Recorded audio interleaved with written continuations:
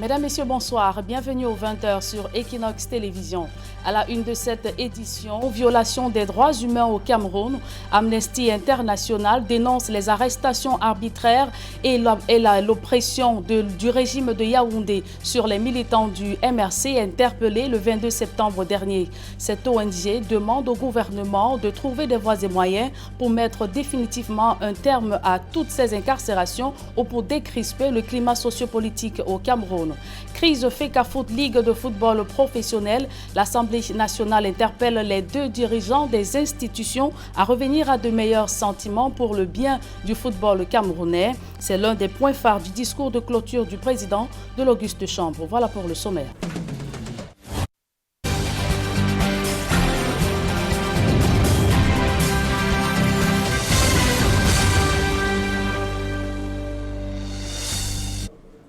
Une fois de plus, bonsoir mesdames et messieurs, merci de nous recevoir chez vous. Fin de la session du mois de novembre au Parlement. Le président de l'Assemblée nationale, dans son allocution, s'est appesanti sur les récentes élections régionales, mais également le budget de l'année 2021 fixé à 4 865 milliards de francs CFA. Kavaye Guédibril a également invité les dirigeants de la FECAFOOT et la Ligue de football professionnel à enterrer la hache de guerre pour le bon fonctionnement du football camerounais. On voit tout cela dans ce reportage de Joël Essengaye Gizogo. Du football au menu à l'Assemblée nationale lors de la clôture de la session de novembre. Le président de l'Assemblée nationale n'est pas allé par quatre chemins pour appeler à la fin de la guerre entre la FECAFOOT et la Ligue de football professionnel du Cameroun. Je voudrais appeler les dirigeants de la Fédération camerounaise de football, FECAFOOT, de la Ligue de football professionnel du Cameroun, à la retenue et à plus de sagesse. Les querelles actuelles entre les deux instances n'honorent guère notre mouvement sportif. Une sortie agréée dans les rangs des députés du RDPC. Soyons unis pour mieux construire notre pays. À la FECAFOOT, avec la Ligue de football, essayons de nous mettre ensemble. Faisons tout pour être ensemble, pour construire un pays où on vit bien. Et Kavaye Guédibril ne s'est pas arrêté là, au rang des inquiétudes, en ciblant les menaces liées au Covid-19. Je suis à nouveau habité par l'inquiétude face à la recrudescence des contaminations dans ces régions du Cameroun ou de relâchements prématurés. Sur ce point, son message fait également écho parmi les députés. Avec les instructions du président dans son discours qui nous a demandé de continuer toujours à respecter les mesures barrières, les populations aussi doivent respecter les différents textes qui régissent notre pays. Nous devons contribuer au recouvrement des impôts aussi pour pouvoir répondre aux exigences. Bien que le président de l'Assemblée nationale soit laudateur sur les régionales et leur suite, les députés n'en soulignent pas moins qu'il faudra observer les réalités du terrain. Nous allons voir ce qui va être affecté aux régions et c'est sûr que si ce sont des ressources financières qui sont, je dirais, qui ne sont pas en adéquation avec le rôle des régions. Quid du budget dont le montant s'élève à 4 865 milliards de francs CFA. L'opposition prend acte de son vote, bien qu'ayant relevé de nombreuses approximations. La loi de finances a été votée, même si nous, de l'opposition, nous étions contre le projet de loi au regard de tout ce que nous avons observé comme limite. Nous avons également assisté à un déploiement important des réseaux parlementaires qui a touché la plupart des domaines d'activité de notre pays. Et sorti des résolutions que nous croyons que le gouvernement prendra cela en considération pour améliorer les conditions de vie de nos citoyens. Kavaye Guédibril espère voir les recommandations de la Chambre basse du Parlement suivies. C'est au gouvernement à entendre ce plaidoyer. Et je vous le disais en titre, violation des droits humains au Cameroun. Amnesty International dénonce les arrestations arbitraires et l'incarcération des marcheurs du 22 septembre dernier. Dans son récent rapport, cette ONG recommande au gouvernement de décrisper le climat sociopolitique très tendu dans notre pays. L'économie de ce rapport, dans ce reportage que signe Cédric Chouna Gladysidi. Les autorités doivent mettre fin aux arrestations et détentions arbitraires massives et libérer immédiatement les prisonniers de conscience, fait savoir Amnesty International. Dans son dernier rapport sur le Cameroun, l'ONG indique que sur au moins 500 personnes arrêtées en lien avec les manifestations du 22 septembre dernier, en majorité des militants du MRC, au moins 160 sont aujourd'hui en détention dans les villes de Douala, Yaoundé et Konsomba. Parmi elles, 13 ont été condamnés à des peines de prison ferme par les tribunaux civils et 14 ont été renvoyés devant un tribunal militaire. 8 personnes ont été condamnées le 17 novembre par le tribunal de première instance d'Unfou dans le centre à 2 ans de prison, après avoir été déclarés coupables des délits d'attroupement, de réunion et manifestations publiques et de rébellion en groupe. 5 personnes ont été condamnées le 6 novembre à 4 mois de prison à Konsomba pour tentative de manifestation publique, fait savoir Amnesty International sur la base d'informations en sa possession. L'ONG renchérit en indiquant que les tribunaux militaires ne devraient en aucun cas être compétents pour juger des civils tels que rappelés dans les directives et principes sur le droit à un procès équitable de la Commission africaine des droits de l'homme et des peuples. Amnesty International, dans son rapport, évoque aussi le cas de Awassoum Mispa, la présidente des femmes du MRC, arrêtée le 21 novembre pour avoir réclamé avec des dizaines d'autres femmes la fin de l'assignation à résidence de Maurice Kamto. Elle a été inculpée de complicité de révolution et rébellion par un tribunal militaire et placée en détention provisoire avant d'être libérée plus tard. Aussi, le mouvement Stand Up for Cameroon réclame toujours la libération de 4 de ses membres arrêtés le 18 septembre à Douala après avoir participé à une réunion au siège du CPP. Ils sont toujours en détention provisoire après avoir été présentés au tribunal militaire à Bonanjo. Ils sont accusés de tentative de complot, révolution et insurrection. Selon l'ONG de défense des droits de l'homme, ces personnes incarcérées subissent des tortures et autres maltraitances dans des prisons au Cameroun. Aussi, Amnesty International pense que les auteurs des souffrances infligées à ces personnes doivent être identifiés et faire l'objet d'une enquête indépendante et impartiale afin d'être sanctionnés. Application des peines alternatives, où en est le Cameroun depuis l'entrée en vigueur du nouveau code de procédure pénale?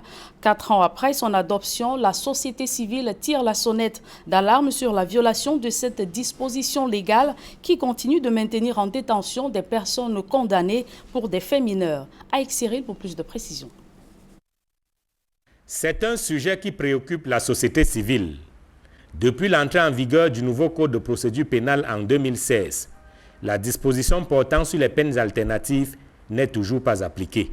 Le nouveau code pénal de 2016 a prévu l'application des peines alternatives, mais l'article 26 alinéa C exige un texte d'application qui est un décret qui n'est pas encore pris. Donc du coup, entre 2016 et 2020, nous n'avons pas encore pu effectivement appliquer des peines alternatives alors que les prisons du Cameroun ont une surpopulation de 400%. En attendant le décret d'application de l'article 26 du Code de procédure pénale, une question taraude les esprits. En fait de peines alternatives, de quoi s'agit-il? Les peines alternatives sont les travaux d'intérêt général. Lorsque on permet directement à un délinquant de réparer sa faute en rendant un service à une victime ou en faisant un travail dont la rémunération sera redistribuée autrement, je pense qu'on a une réparation directe qu'on n'a pas toujours dans les procédures en justice.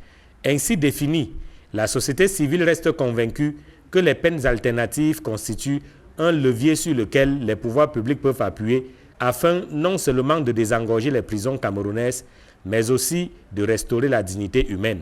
Mettre en œuvre les peines alternatives permet d'apporter une réponse à la protection de la dignité humaine dans le milieu carcéral. Ça, c'est une chose.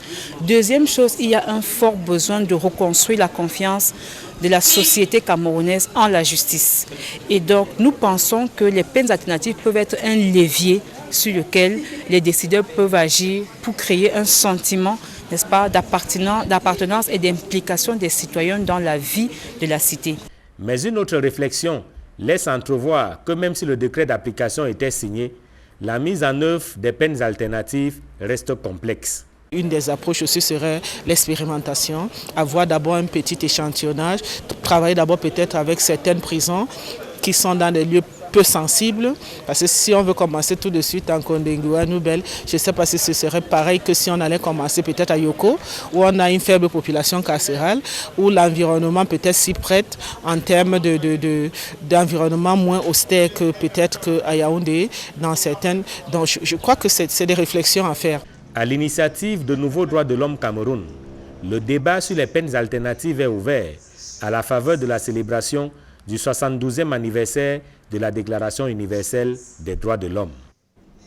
Les populations de Niassoso par Tombelle disent non aux menaces des groupes armés. Elles ont mis la main sur un gang de présumés séparatistes qui envisageaient d'interrompre les travaux de réhabilitation d'une route enclavée. Et pour dissuader les employés, ils entendaient enlever ces derniers. Cédric Chouna et Xavier Foka. Ces deux individus sont des présumés combattants séparatistes. Ils ont été appréhendés par les habitants de Niassoso par Tombelle. Selon des informations locales, ils font partie d'un groupe qui planifiait procéder à des enlèvements des employés qui travaillent sur l'axe qui relie Tombelle à Mbangem dans le département du Coupé Manengouba. Hier, j'ai dit les populations de Niassoso ont bravé la peur pour arrêter des Amazoniens qui ont voulu arrêter des travaux de route Mbangem-Tombelle. Et avec ce courage des populations, ils nous ont saisis et moi avec mes collaborateurs, on est arrivé là-bas pour les apporter notre appui. Selon des témoignages recueillis sur place, ils étaient 5 à avoir réussi à tenir en respect 5 travailleurs et saisir les clés de leur engin. Informés de cette situation, les jeunes se sont mobilisés et ont pu mettre la main sur 3 d'entre eux qui ont été copieusement bastonnés. L'un d'entre eux grièvement blessé a pu tout de même s'échapper alors qu'il était transporté pour l'hôpital. Tout en saluant leur bravoure, le sous-préfet de Tombelle, Niam Léonard, demande aux populations de continuer dans cette lancée. Le message, c'est le message des mobilisations, le message qu'ils doivent assurer que les machines sont protégées. Ils doivent continuer avec ce courage-là parce que la peur est maintenant de l'autre côté. Et les populations ont compris que collaboration avec les autorités administratives, collaboration avec les forces de sécurité et de défense vont améliorer les situations. L'autorité administrative exhorte également les habitants des autres localités à suivre cet exemple en se constituant en comité de vigilance. Les 2 individus appréhendés ont été remis entre les mains des éléments de force de sécurité camerounaises et sont actuellement en exploitation par les services compétents. À Banka, dans la région de l'Ouest Cameroun, une famille saisit le chef de l'État Paul Biya pour dénoncer l'accaparement de leurs terres par un particulier. Malgré plusieurs tentatives auprès des autorités judiciaires du Haut-Cam, la situation n'évolue guère. La famille réclame justice. Andy Gagnon, Eric Fopoussi. Mouvement de colère d'une famille à Banka, département du Haut-Cam, à l'ouest Cameroun. Elle dénonce l'occupation illégale par l'opérateur économique Ngomeni Jean-Claude d'un terrain laissé par leur sœur, défunte Élise Moncam. Voilà ma soeur qui est morte. Elle a défendu pour tout le terrain de son papa. Depuis son décès en 2019, la famille se mobilise pour continuer le combat qui l'opposait à l'homme d'affaires. Regardez les villages. On construit sur nos cimetières. Nous sommes les petits puissants, on va se construire. On est où, on va aller où? Selon cette famille, Dame Élise Moncam hérite au bas âge de cette parcelle de terrain controversée de sa grand-mère maternelle. Le terrain sera alors vendu frauduleusement au sieur Ngomeni par un notable Banka ayant reçu mandat de la défunte pour des procédures à faire au cadastre. Nous comptons sur la justice, on a foi. Nous sommes dans un état de droit. Il est vrai. Il y a la cour est mêlée de tout ce qu'on sait. Mais ma soeur a eu des... Je ne peux pas dire que mon conseil, il est faux. On a des hommes droits dans la justice, qu'on rende justice. Elle a écrit au président de la République. Le jour où elle faisait cette lettre, elle était avec moi. Nous sommes allés à Yaoundé pour qu'elle dépose cette lettre. Elle a interpellé le ministre de la Justice. Je n'ai pas seulement en mémoire les dates. Elle a écrit au président de la République. Contacté par Equinox Télévision, le sieur Ngomeni préfère botter en touche. Je n'ai pas d'interview à vous donner. Si quelqu'un dit que j'ai pris son terrain, il prend. Il a la... Oui. La télévision ne peut pas récupérer le terrain pour lui remettre. Vous comprenez, non? Je vous suis, enfin. La télévision ne peut pas récupérer le terrain pour le remettre. Donc, si quelqu'un dit que j'ai pris son terrain, il va là où il a le droit de prendre son terrain pour le récupérer. Moi, je sais que sur mon terrain, j'ai mes documents. Il est parti au tribunal, nous sommes au tribunal. Merci de m'avoir appelé. Arguant détenir un titre foncier sur le terrain en question, la famille de la défunte Élise Moncam appelle le chef de l'État au secours. La ville de Niété dans les tours de l'enclavement pour se rendre dans les localités voisines, à l'instar de Kribi, situé à 40 km. Les voyageurs vivent un interminable calvaire dû au mauvais état des routes. La question a été évoquée lors d'un récent conseil municipal consacré au vote du budget. Benjamin Sam. De Kribi à Adjab, c'est un trajet de 42 km. Mais pour y arriver, il faut s'armer de courage et de résistance. Le projet routier Kribi-Bolova, qui devrait passer par ici, reste un mystère. Réunis en session ordinaire d'examen et de vote du budget pour l'exercice 2021, les conseillers municipaux de Niété sont préoccupés par le développement de leur commune. Population. Ce ne sont pas les populations seules qui parlent de route. Moi-même, je sors de Kribi, j'ai mis 2 jours en route. Sur 40 km, j'ai dormi dans la plantation des Vétams où nous prenons les déviations. Nous sommes dans l'espoir. Comme tout dans la vie, une route sera... la route Bolova-Kribi Parakombe finira par naître. Parce que pour l'instant, je vous dis, on ne peut pas dire ce qui n'est pas vrai. Ça ne passe pas. La route ne passe pas, les camions sont couchés là, même les motos n'arrivent plus à passer. Donc il est difficile. On nous accuse de ne pas assister aux réunions à Yaoundé. Nous n'avons pas d'hélicoptère. Nous allons passer par où? Voilà le véritable problème. Nous voulons travailler, être en contact des autres communes, des partenariats et tout, mais nous n'avons pas d'accès aux grandes villes pour l'instant. 1,174 milliard de francs CFA. C'est le budget de l'exercice 2021. Il devra, d'après la vision des conseillers, contribuer à mettre en place des projets générateurs de revenus. Mais le sous-préfet, représentant le préfet de l'Océan, les exhorte à explorer d'autres niches de revenus. Nous avons maturé environ 96 projets. Mais j'avoue que ma priorité aujourd'hui, ainsi que l'exécutif et tous les cadres communaux, c'est sincèrement la création d'une menuiserie municipale parce que nous sommes en zone de bois et nous nous disons que cette menuiserie qui pourra servir dans le cadre des activités génératrices de revenus va servir aux populations, va servir aux populations, à la commune et à tout le monde. Tous les services municipaux de Niété et même l'ambiance de la ville, jadis logés sous les plantations d'Eveya, sont désormais établis ici à Adjab, chef-lieu de l'arrondissement. C'était le premier défi de ce nouvel exécutif municipal. Management chaotique des droits d'auteur au Cameroun, le gouvernement se réveille de son sommeil et siffle la fin de la récréation. Après d'interminables dysfonctionnements observés dans ces entreprises de sociétés, ces différentes sociétés de gestion collective, Yaoundé a décidé du recouvrement de 12 années d'arriérés de redevances à reverser aux artistes. On voit tout cela dans ce reportage de Guy Zogo et Joël Essenge.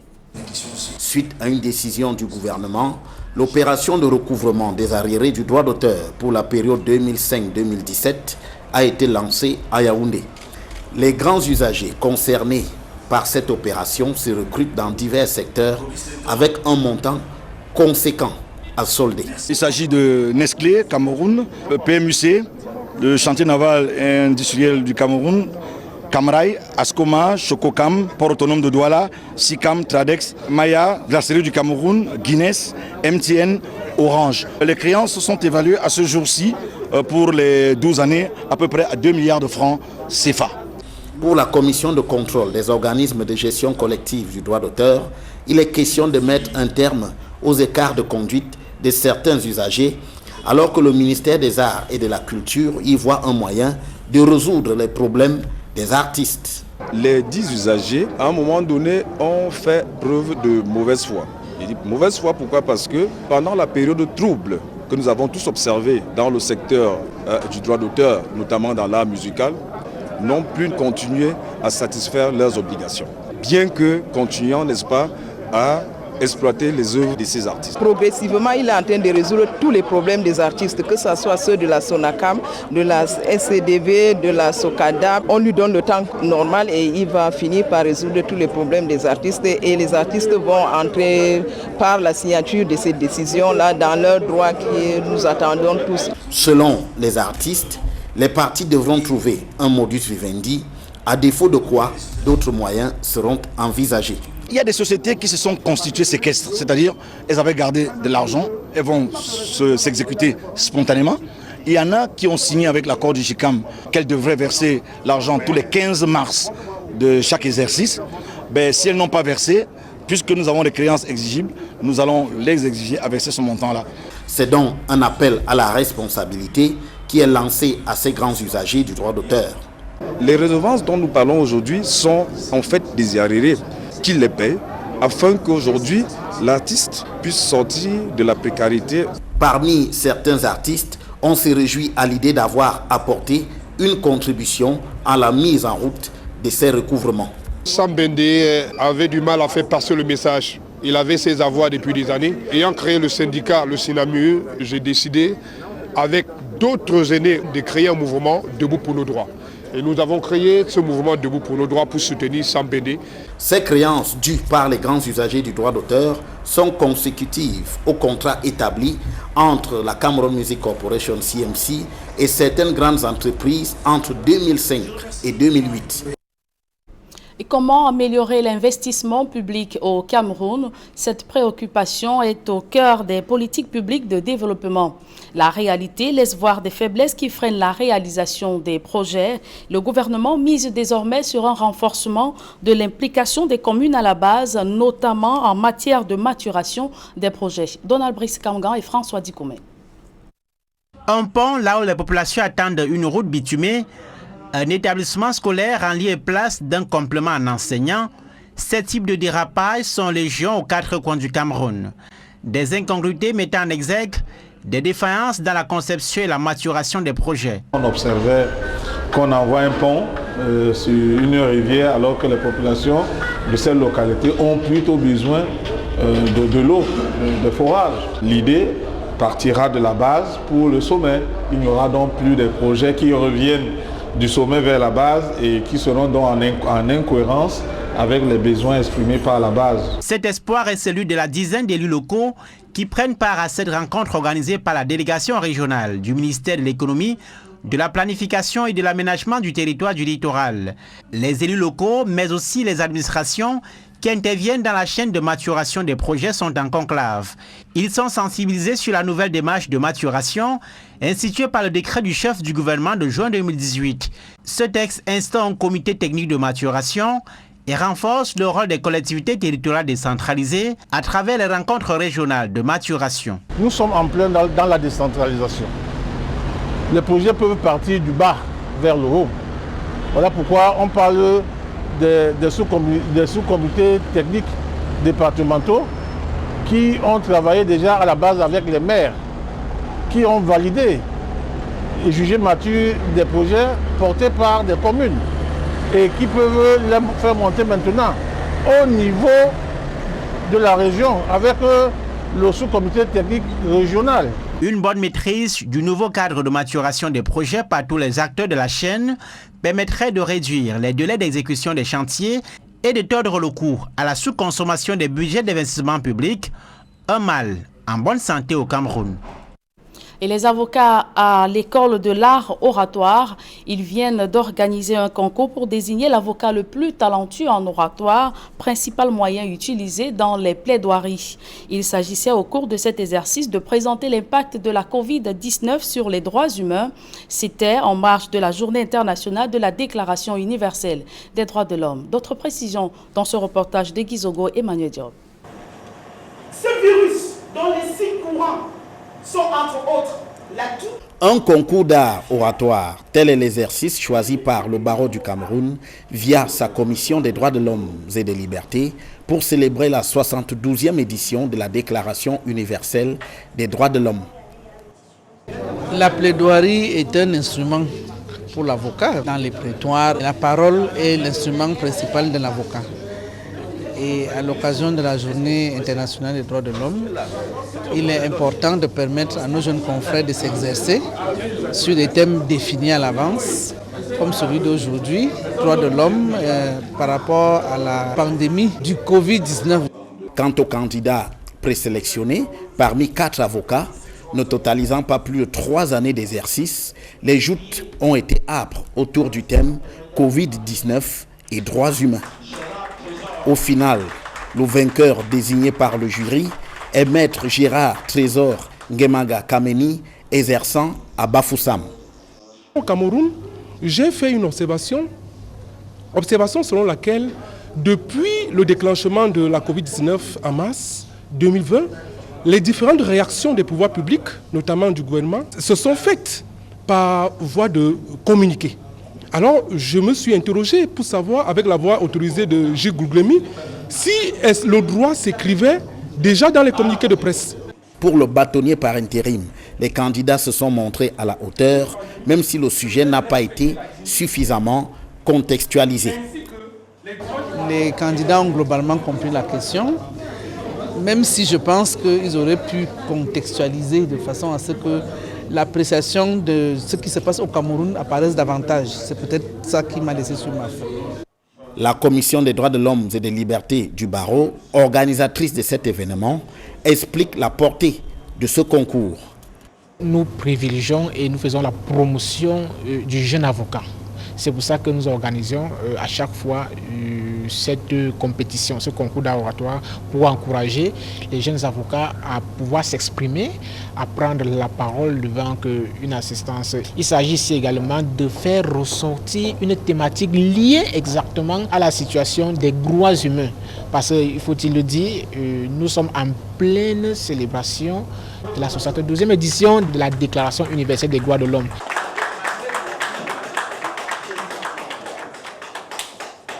Les participants, en dehors d'avoir montré leur talent, sont repartis nantis d'un diplôme après ce concours d'art oratoire sur les droits humains. Et de la réclame dans ce journal, Orange Cameroun, entreprise citoyenne, toujours plus près de sa clientèle, fait un heureux dans la ville de Yaoundé dans le cadre de sa campagne Vivant Vivant. Ce dernier vient de remporter la coquette somme d'1 million de francs CFA. Reportage.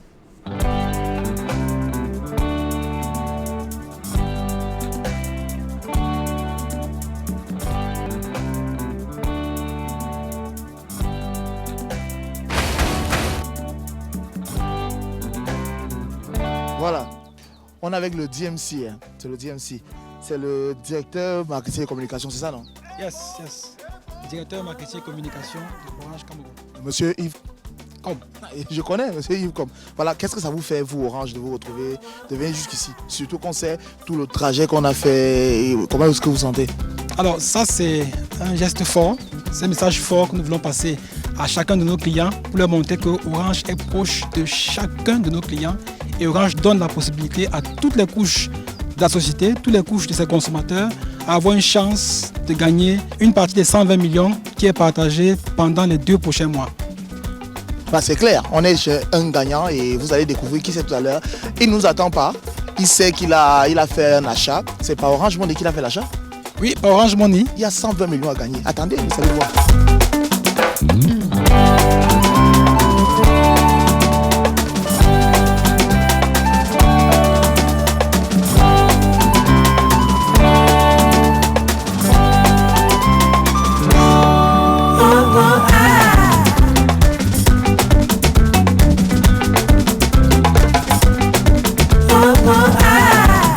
Bonsoir tout le monde.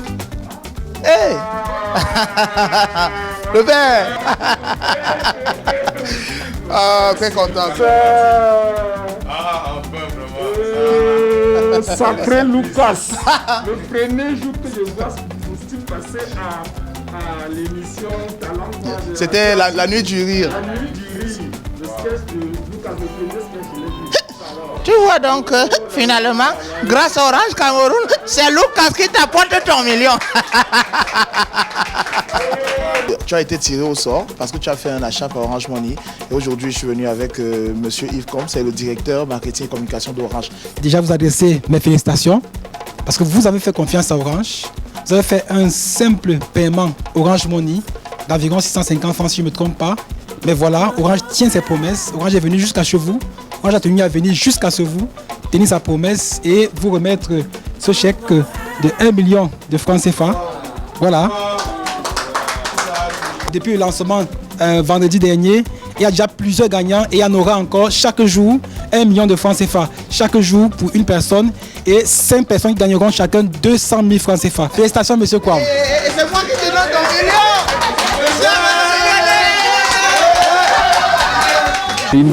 C'est une joie et cette joie, je la partage avec tout le monde, avec les proches, tous ceux qui toutes les connaissances. La joie, c'est pas tellement même ce qu'on reçoit, c'est les faits créés en menant un artiste que nous voyons à la télé, quelqu'un plein d'avenir, vraiment que je soutiens, on soutient de cœur. Il y a des gens qui vous soutiennent, qui ne vous voient pas, mais qui sont avec vous au quotidien. Du coup, c'est ça, là, je peux dire, c'est la bonne chose que j'ai reçue.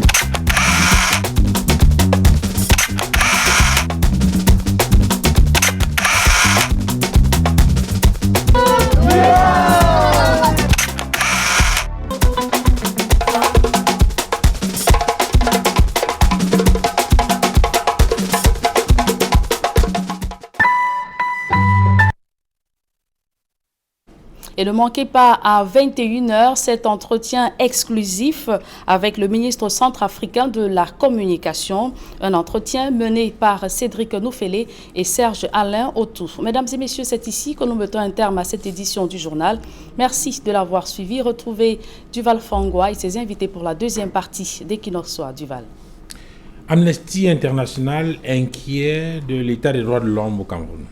Selon Amnesty International, sur les 500 personnes interpellées le 22 septembre dernier, 160 sont encore en détention dans les prisons camerounaises.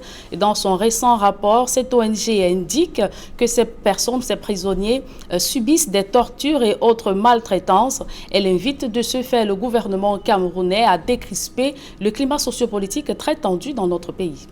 Climat également très tendu entre les acteurs du foot au Cameroun. Cela retient l'attention du président de l'Assemblée nationale qui, à l'occasion de la clôture, a invité les uns les autres à fumer le calumet de la paix alors que le pays se prépare à accueillir le CHAN 2021. Et vous l'avez dit, Duval Fangwa, Kavaye Dibril, président de l'Assemblée nationale, n'est pas passé par 4 chemins pour demander au président de la FECAFOOT et la Ligue de football professionnel d'enterrer la hache de guerre. Et dans son discours de clôture, vous l'avez suivi, il leur a demandé de fumer le calumet de la paix. Cette injonction sera-t-elle entendue ou respectée? Là est toute la question, Duval Fangwa. Merci, Julien Berthe-Bissaï. Merci à vous, Duval. Bonne soirée, madame. Très bonne soirée à vous. Mesdames, messieurs.